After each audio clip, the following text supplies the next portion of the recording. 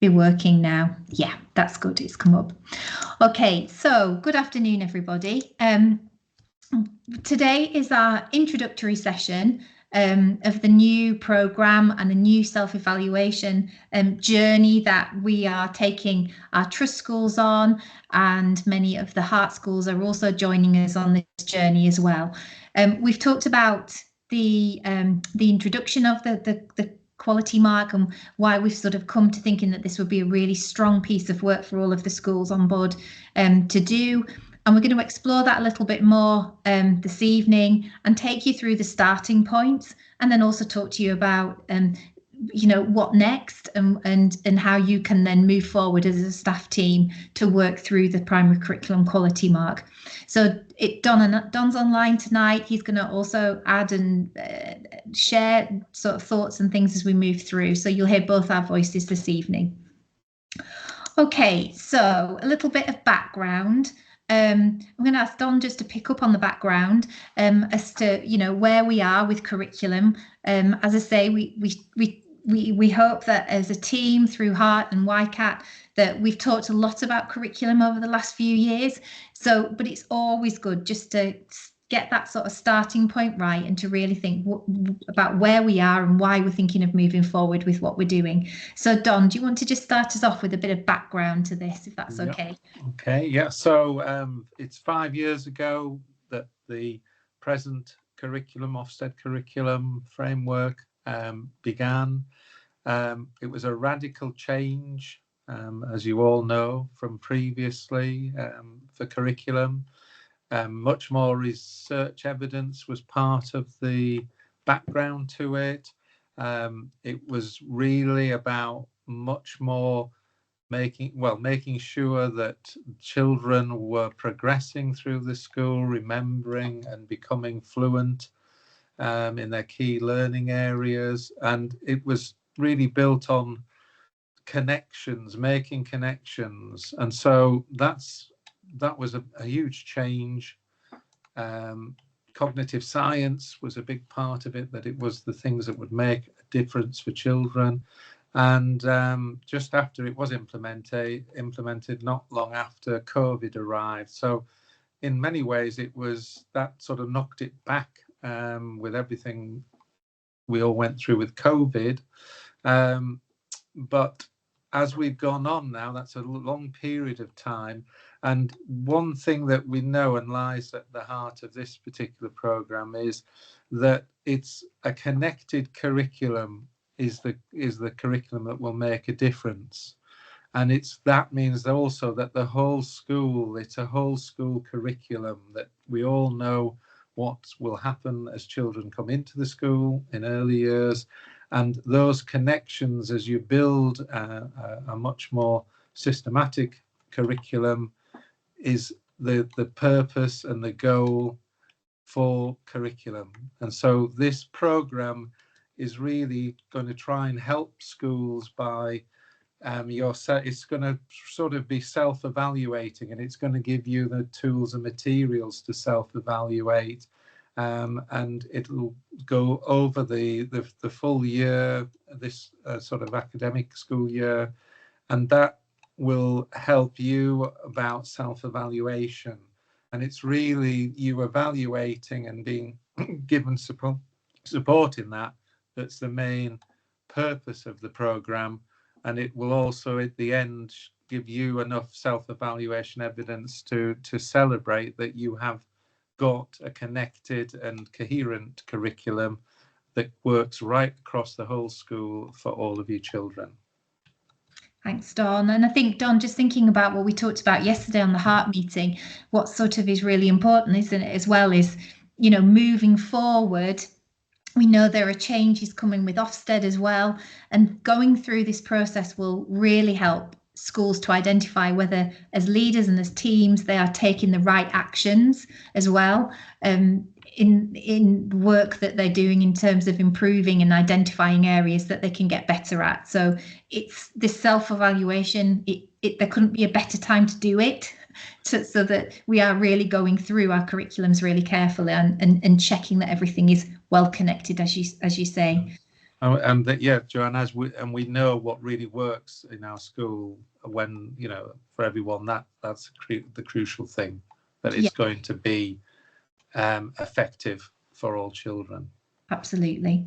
So Don started to talk there about how the programme will work, and we've shared a little bit of information about this already. So as you know, we have established on our YCAT Trust page a page which is accessible with logins called the Primary Curriculum Quality Mark, that is available for anybody who is signed up to the programme. And on that page, there will be content and resources. Those resources will include video links that we've identified that we think would be really useful for staff teams to look at. There'll also be other materials, research papers, and other documents like the self-evaluation tables and information that we're going to share a little bit of tonight. And those will be available. And what we would suggest happens with that information is that as a staff team, perhaps the head, the leaders of the school, look at that and decide how best that content and resources can be used with the staff team as you work through the self-evaluation process. So it may be that some staff teams look at that and think they've oh yeah, we feel quite confident in that area, but actually, oh, there's some good resources there that actually would just give us a really good starting point for our staff conversations to enable us to ensure that we are really digging deep with where our curriculum is. So the programme will start, and we're going to start that tonight with revisiting curriculum values and beliefs. That's the right starting point, and we'll explain more about that as this session goes on. But we've already identified that the main focus after that for the autumn term will be the early years. And the early years is crucial. It's the foundation. So if we're getting it right in the early years, we've got the starting point right, and then our curriculum will connect and build from that point. So let's start with the early years. And what's really important is that it's not just the early years team that are going through that self-evaluation, but it's the staff team going through that self-evaluation of the early years. So everybody understands what's happening there.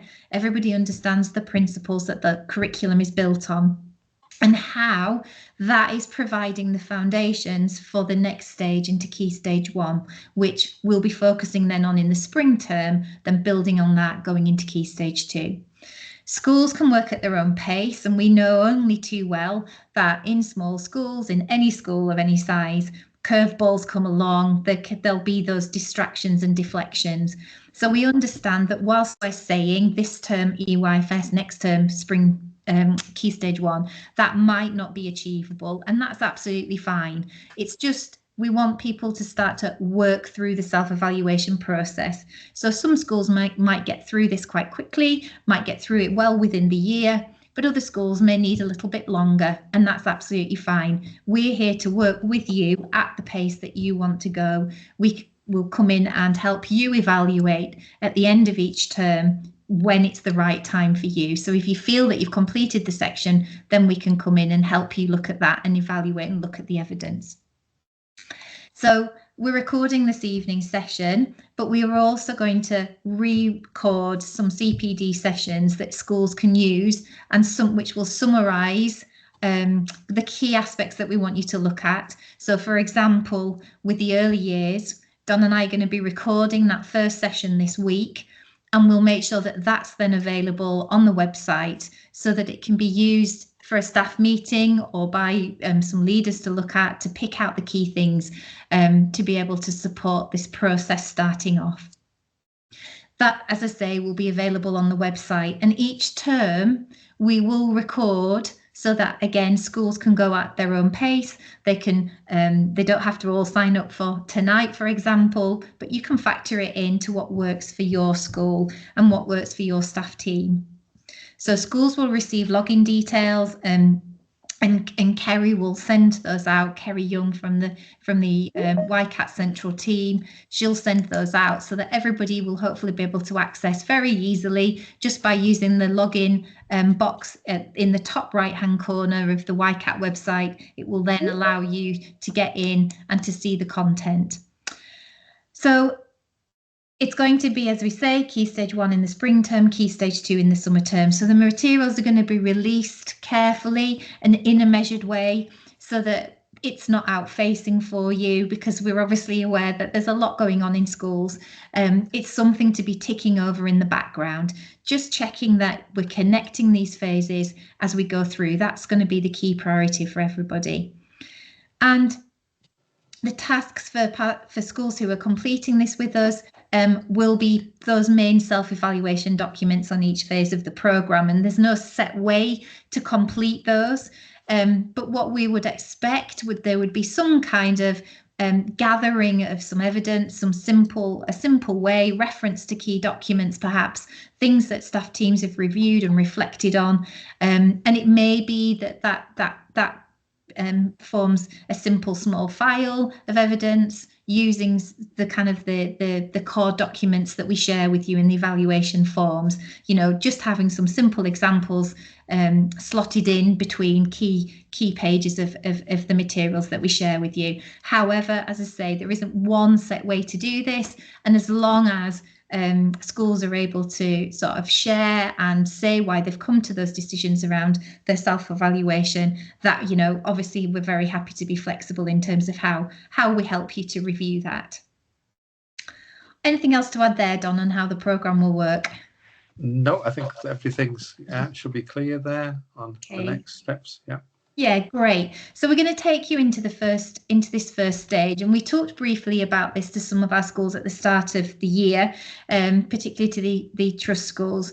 But it was just a starting point to start to get you thinking. So we're just going to open up a little bit more about that today, and hopefully this would be a piece of work that if your staff team haven't looked at this already, or maybe you've had an initial look, that you can take the points from tonight's session to really dig a little bit deeper and to check around your school's curriculum, vision and values. And I think this key question is really important. So what's special about the principles that your curriculum is built on? And this will be very bespoke to your school and to what your school believes. So your core principles will include how children will learn in your school and how they're supported in their personal development and how this is achieved throughout school. So what's important about your visions and values is it can't just be one person's visions and values. It has to be signed up for by the whole team. And that's why it's important that the team look at these together, because do we all understand them? Do we all, you know, do we need to just change things because, you know, things have evolved and more things come along that we believe are key important things for our children, particularly around technology as that develops. So, you know, really reviewing these regularly, but digging deep with them and checking in that the whole staff team are on board with them is really important. Also, within that, it's important to include this and those visions and values is an entitlement model, really. This is what we say all children will get. It's that ambition and entitlement for all children. So the values and beliefs are what you want all children in your school and staff to aspire to. And within church schools, if we've got church schools on board, it's really important, and you know very much around this because I know the work with the diocese is very much focused on this is that you build a vision, ethos and values that's reflected in your school's faith. And obviously that often includes specific religious quotations and references that your school has chosen that they feel are core principles for them. So if we then look a little bit further, and some of the materials that I'll will give you lots more examples, but Don's just picked out here some examples of what we often see, Don, in visions and values. So there's a whole sample here of different ones. Some may feel quite familiar to ones that schools already have. There may be some ideas here that you haven't thought about, and some of the other things in the materials. There's more in the materials that we'll share after the session. Don, do you want to say anything about these at this point? Yes, just that there's a whole selection there that you will have in your materials, and it gives you really expressions that are used on those statements on many schools' websites or on other documentation about their curriculum. And really, it's just trying to show to you the range of sort of expressions that are used and that will be put in those statements. And it's sort of something that changes over time. So that's the other thing we're trying to reflect there, that things become the thing of the moment in education, as you know, and we're all waiting for the next thing now at the moment. But those things they become into a sort of fashion, I suppose, with what other things are being introduced in education. And so you've got the range of them there. So it's interesting to see how, you know, the things that are there from initiatives that have been happening nationally often have led the way with many of them. So, and I think the one of the moment, I would say, how things become popular is the one about children being the best they can be,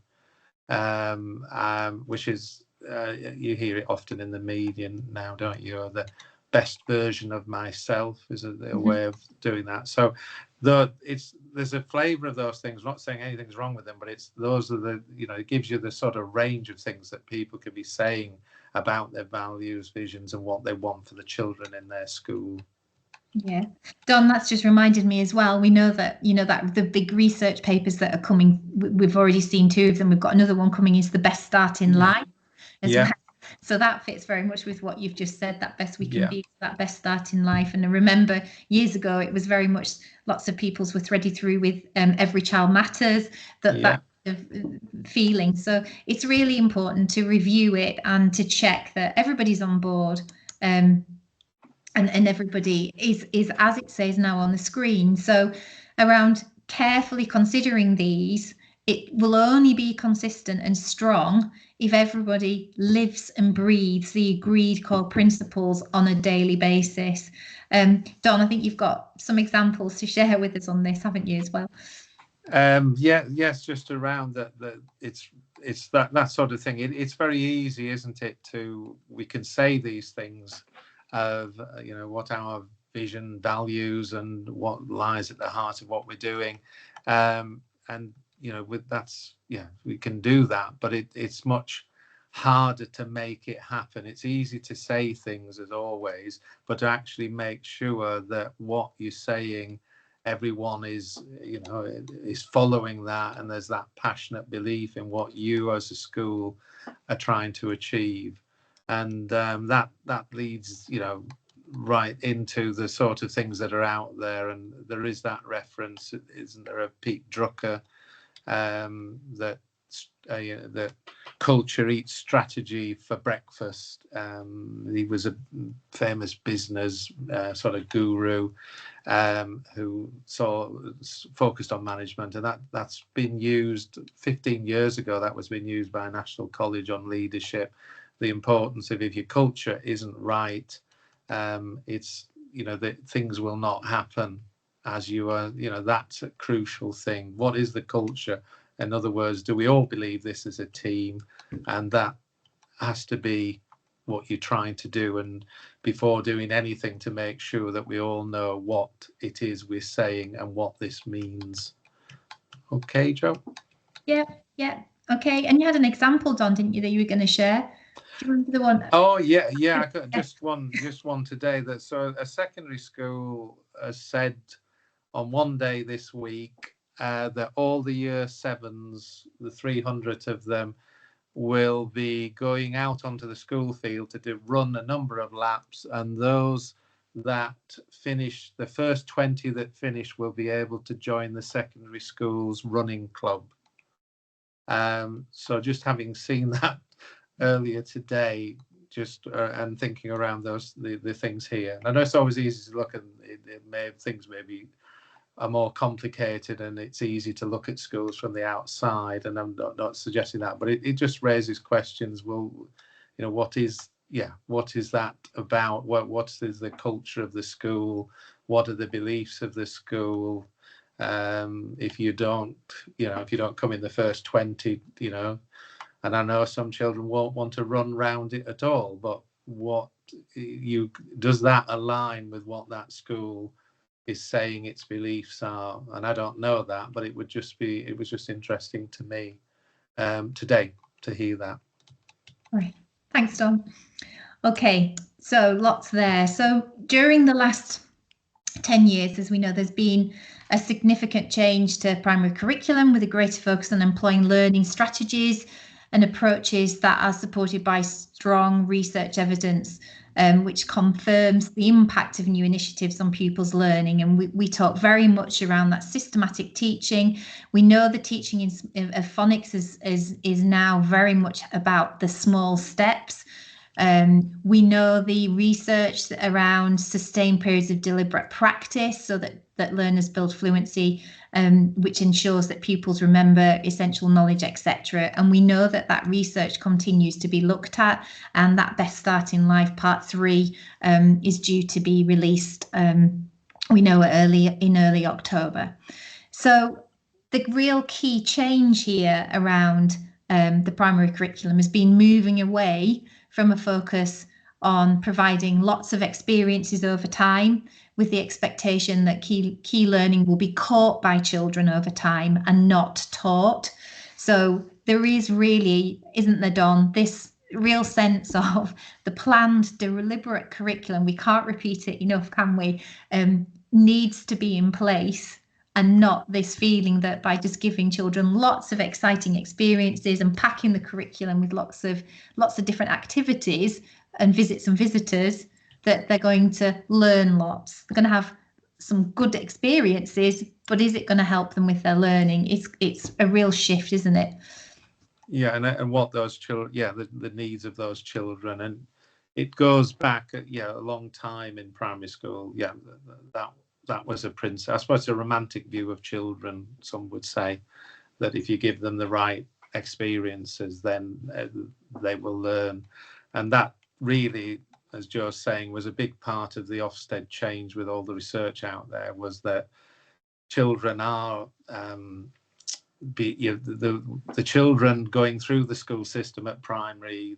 The big example that the government would use was that a quarter of the children left primary school, went into their secondary school at below expected standard in reading, and so were not able to really access the curriculum of the different subjects when they went on to secondary school.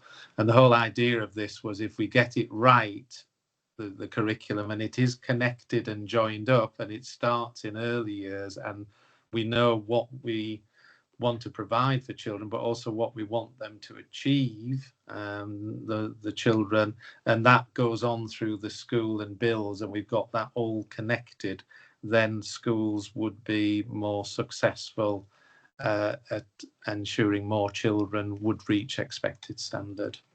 Okay. Yeah, thanks, Don. So that's why this is really sort of what we're wanting to do. And you talked at the beginning about celebrating and using this process of the primary curriculum to celebrate the changes and the hard work that all schools who are on board and wanting to move forward with this, with the quality mark, to celebrate how well you're doing with that, and that there are those connections in. So this is about just, really looking carefully at everything to see whether you've done as much as you can, because we know how hard everybody has worked. So the key connections that should lie at the heart of your curriculum. I'm not going to read all of those out, because there'll be things that that you know of, and I'll just give you sort of 20 seconds just to glance through those, and you'll be very familiar with what's on screen there, I'm absolutely sure.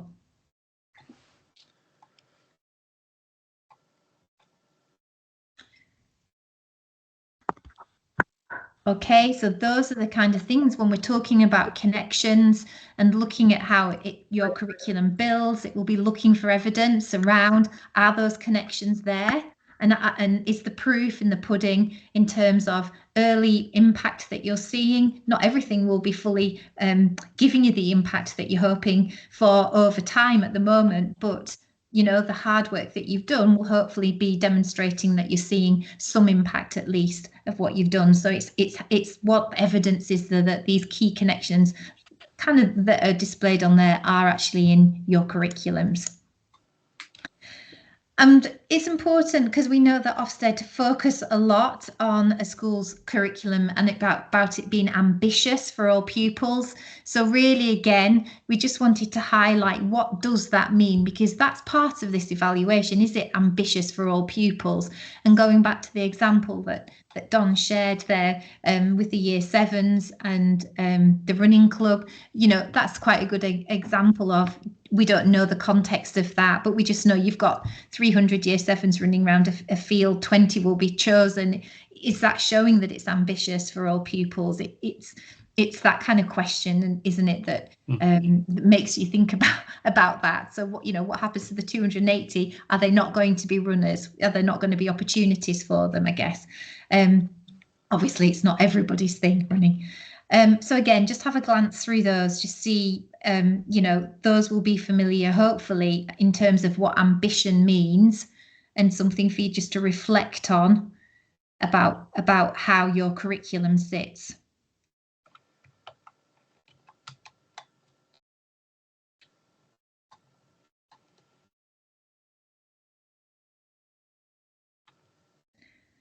And I think probably that last bullet point's particularly important. So it's not just teachers, but it's teaching assistants, all staff in school having those same high expectations for all children, particularly disadvantaged and SEND pupils, so that they will achieve the best standards possible. And that research is really sort of saying that at least 3 in 10 vulnerable children, disadvantaged children, don't learn to decode by the time they leave primary schools. So we're building on that research here by really just making sure our curriculums should have those high expectations for all, that ambition for all. Don, anything to add on that one? No, I think that that covers everything on that ambitious, the ambitious aspect. Okay, thank you. All right, so phase sort of 1, this first document, there are not too many questions, too many aspects to this first stage, which is why we hope that from today you'll be able to take this resource. I'll send it out to everybody, the kind of the first starting point of the workbook. It will be put onto the website, but I'll also send it out. And within the materials, there are self-evaluation documents, and this is the first one. And as I said, there's no prescribed way that these need completing. It's up to you how you do it. But we've got a series of questions. That's what self-evaluation is about, isn't it? Asking some key questions and reflecting and providing evidence or examples. So within this one, ethos, vision, values and beliefs, an easy one to start with and to bring the full team together for some good conversation, hopefully. And the first question that we've highlighted on here is about writing, a summary of the agreed key characteristics and special features of your approach to your children's curriculum. You may have that, I'm absolutely sure people will have the visions and aims statement. So it's reviewing that statement, maybe tweaking it, that may not need fully rewriting. There shouldn't be long statements. And there shouldn't be long statements because it's a bit like a risk assessment. We need to know it. We don't need to keep on referring to it. So the purpose of it being short and a summary is so that, hopefully with some prompt, colleagues across school can remember the key principles that are agreed for the visions and values of your curriculum. So this statement should really focus on what your school believes are essential non-negotiables of your approach to learning, personal development and well-being. So that's the first sort of starting point for you to consider. Question 2 here then, building on that, is really important too. So it links with what Don was saying about the Peter Drucker and what he's saying about the culture. So what indicators, evaluation checks enable you to know your agreed values, principles, etc. are being lived every day throughout the school? How do you monitor the strength of the school's values, ethos, approaches and policies? And that question is actually really important because it can be one that throws governors as well. In terms of inspection, they may get asked around how do they monitor it. So it's maybe a wide one, thinking about how is that monitored by school leaders, school staff, school governors, etc. So Don, what kind of examples of evidence might we expect that colleagues could sort of be looking at for that one in terms of monitoring? The school monitoring, whatever the monitoring you're doing in school will start to pick up things, and sometimes things can change with that, the values that are there. So that's one there. It can be around the corridors in some schools of things that you say are at the heart of your core principles, and that sort of aspect of things, something starts to change. It used to be sometimes where people might be saying in the staff room, the behaviour is not as good in a part of school or on corridors or something of that nature.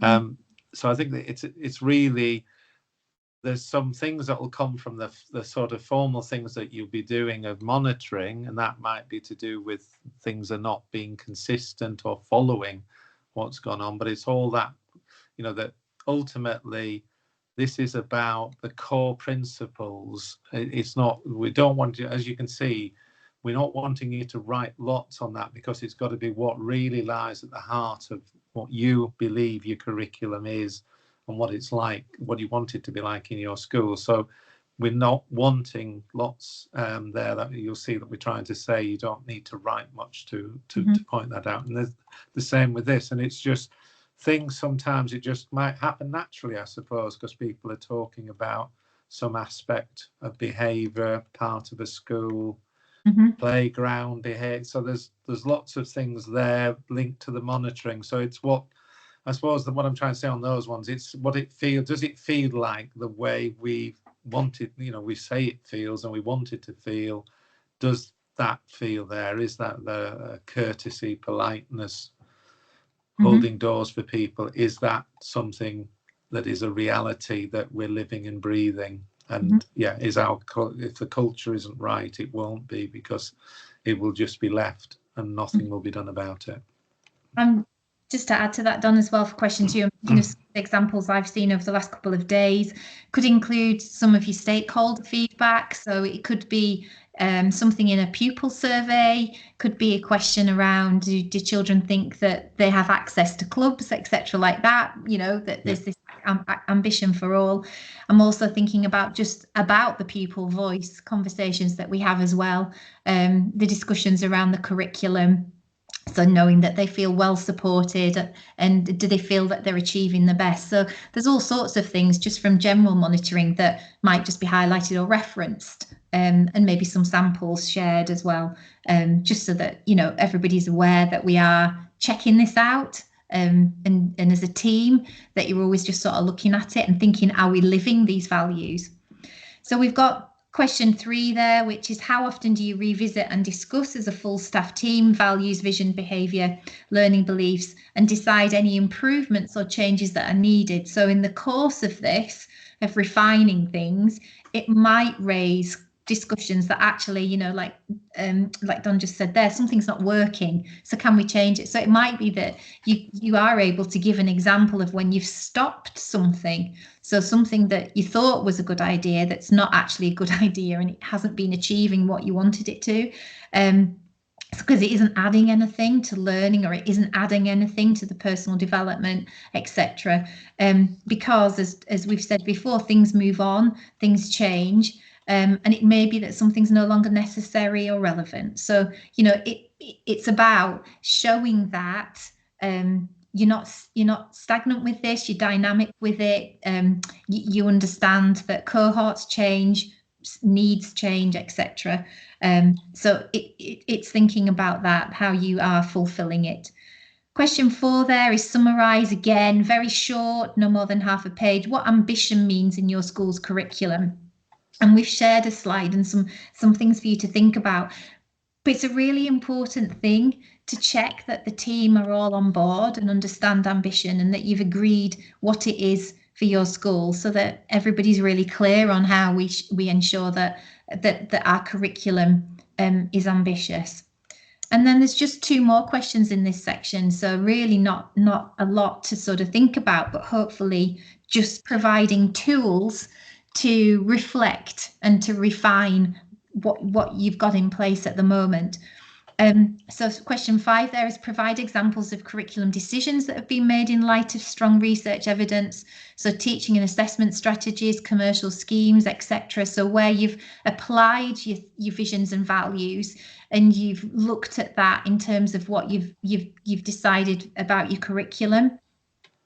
And then question 6, provide examples of research evidence-based verification that has supported curriculum decisions. So again, for example, your teaching and assessment strategies and approaches, why the commercial schemes that you've bought, the learning materials, for example, your SSPs, we all took some time to really consider the right SSP for our school. What was it that influenced that? And you'll know why you chose it because it felt right for your children. So why did it feel right for your children?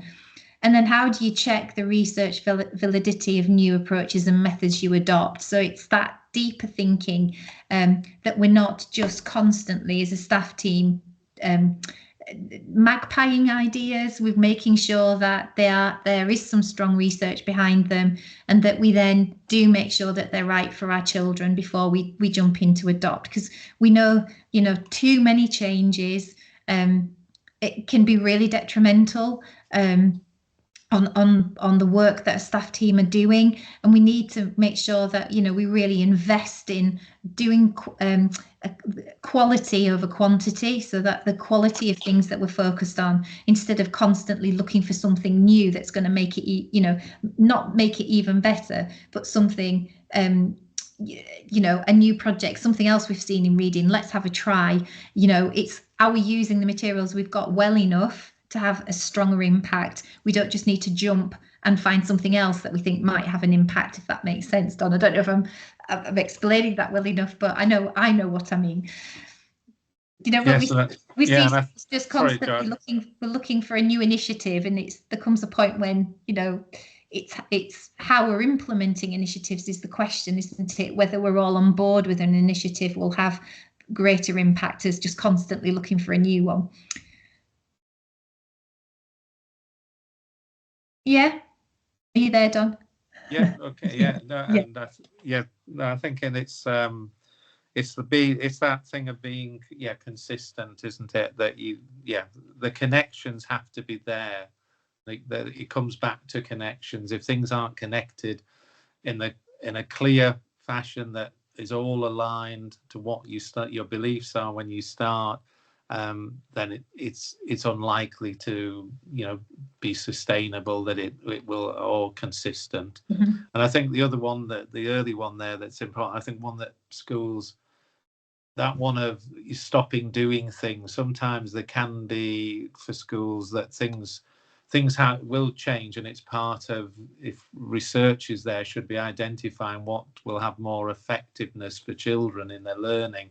And we do lots of things that we get used to doing in schools, and so sometimes we're not changing or stopping things because, well, we've always done that. You often hear that a lot. Well, we've always done that, but is it really checking that it's having an impact? And you've got to know then when to stop. So stopping doing things, particularly if you are changing to approaches that are more effective, is really paramount. Great.